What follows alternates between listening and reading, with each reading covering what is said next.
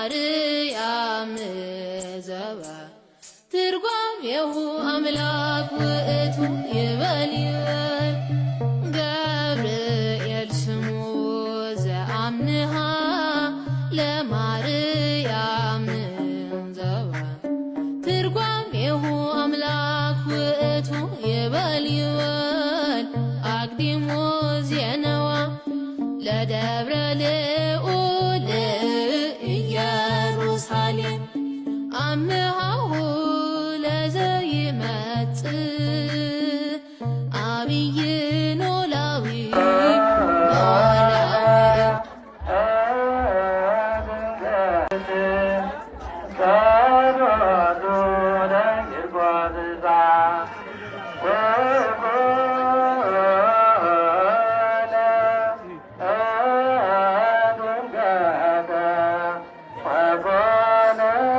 ቅዱስ ቂርቆስና ቅድስት ኢየሉጣ ይባላሉ። እለእስክንድሮስ የሚባል በታላቁ ዲዮቅልጥያኖስ ዘመን የነበረ መስፈነ ብሔር ወይም አገረ ገዢ ለዲዮቅልጥያኖስ ያልታዘዙትን ለጣዖት ያልሰገዱትን ከስሩ ሲመጡ እነሱንም እያስጨነቀ የሚቀጣቸው ሰው ነበረ። እርሱም ጣዖት እያቆመ ለጣዖት ሰዎችን እንዲሰግዱ ያስገድዳቸው ነበረ።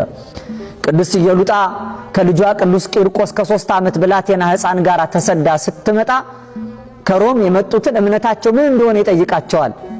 እኔ እምነቴ ምን እንደሆነ ነግርሃለሁ፣ ይህን ብላቴና ልጄን ጠይቀው ትለዋለች።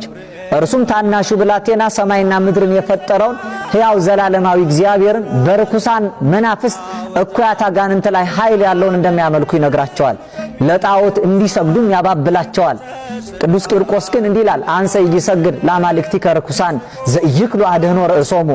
ራሳቸውን እንኳን ማዳን ለማይቻላቸው ለአንተ ርኩሳን ጣዖታት አልሰግድላቸውም።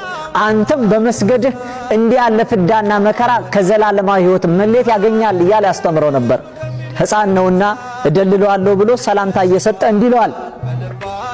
ታናሹን ሕፃኑን ብላቴናውን ቅዱስ ቂርቆስን በዚህ እለእስክንድሮስ በተባለው መስፍን ፊት አቆሙት። ከዚያ በኋላ እለእስክንድሮስም እንዲህ አለው፣ በሃከ ኦ ፍሱህ ሕፃን፣ አንተ ደስተኛ ሕፃን ሆይ ሰላም ላንተ ይሁን ብሎ ሰላምታ ቀረበለት። እያባበለም በሚያማልል ቃል ይህንን ሕፃን ልጅ ሊረታው ቀረበ። ሕፃኑም ልጅ እንዲህ አለ፣ እወ ሊተ ፍስሐ ጽኑዕ፣ አዎ ለኔስ የማይናወጽ ዘላለማዊ ጽኑ ደስታ አለኝ። ወለከሰ ሐዘን ወብካይ፣ ላንተ ግን ሐዘንና ለቅሶ አለብህ። እስመ ይቤ መጽሐፍ ለረሲዓንሰ አልቦሙ ፍስሐ፣ መጽሐፍ እንዲላልና ለዝንጎችና ለክፎች ደስታ የላቸውም እያለ ይመሰክራል ብሎ የ3 ዓመቱ ብላቴና በንጉሱ ፊት ሳይፈራና ሳያፍር ተናገረ። ከዚህ በኋላ ታላቅ የነሐስ ድስት ውስጥ ውሃ ጨምሮ እሳትም አንድዶበት የፍላቱ ድምፅ እንደ ክረምት ነጎድጓድ እስኪሰማ ድረስ እያዩት እንዲፈሩና እጅግ እንዲሰጉ አደረጋቸው። በዚህ ጊዜ በእናቱ ቅድስት ኢየሉጣ ላይ ፍርሃትና የእምነት ጥርጣሬ ወደቀባት ይላል። በእግዚአብሔር ዘንድ ይህም ሕፃን ስለ እናቱ ልመናን አበዛ።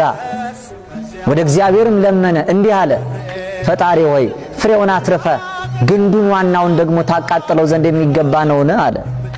በዚህ ጊዜ ነው እናቱን የሰማይ መላእክት ወርደው መንፈሷን የከበረ ሕሊናዋንም ደግሞ ከዚህ ዓለም አሻግረው ወደ ማይደራተ ብርሃን ወዳደሩባቸው የብርሃን ዓለማት ሁሉ ነፍሳተ ጻድቃን እግዚአብሔርን ከሚያመሰግኑበት ዓለም አደረሷት ይላል።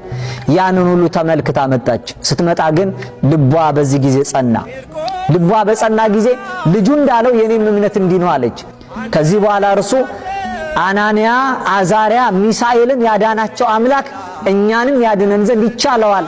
ላቆምከው ርኩሳን መናፍስት እኩያት አጋንንት ያሰጣውት አንሰግድም፣ እውነተኛ ኃይል የላቸውም፣ እውነተኛ ኃይል ያለው እግዚአብሔር ብቻ ነው ብሎ ሕፃኑ ቅዱስ ቂርቆስ በእግዚአብሔር በአምላኩ ኃይል ታመነ። ከእሳቱ ፍላት የተነሳ ያለውን የውሃውን ኃይል ሳይሆን የእግዚአብሔርን ኃይል አመነ። ዘአዳኖሙ ለአናንያ ወአዛርያ ወሚሳኤል ውእቱ ያድነነ። አናንያ፣ አዛርያ፣ ሚሳኤልን ያዳናቸው እሱ ያድነናል። ምክንያቱም የእሳቱ ኃይል በሶስቱ ሕፃናት ሰውነት ላይ ጉልበት እንዳልነበረው በእኛም ላይ የፈላው የእሳቱ ውሃ ኃይል ጉልበት አይኖረውም ብሎ አምኖ ለእግዚአብሔርም ታምኖ ወደዚያ ወደ ፈላው ውሃ ተጣሉ። የፈላው ውሃ ነው። ብዙዎችን ያነዳል፣ ብዙዎችን ያቃጥላል፣ ብዙዎችን ይቀቅላቸዋል፣ ሰውነታቸውን ያሳልፋል፣ ነፍሳቸው አትተርፍም ተብሎ የሚናገርላቸውን ነው።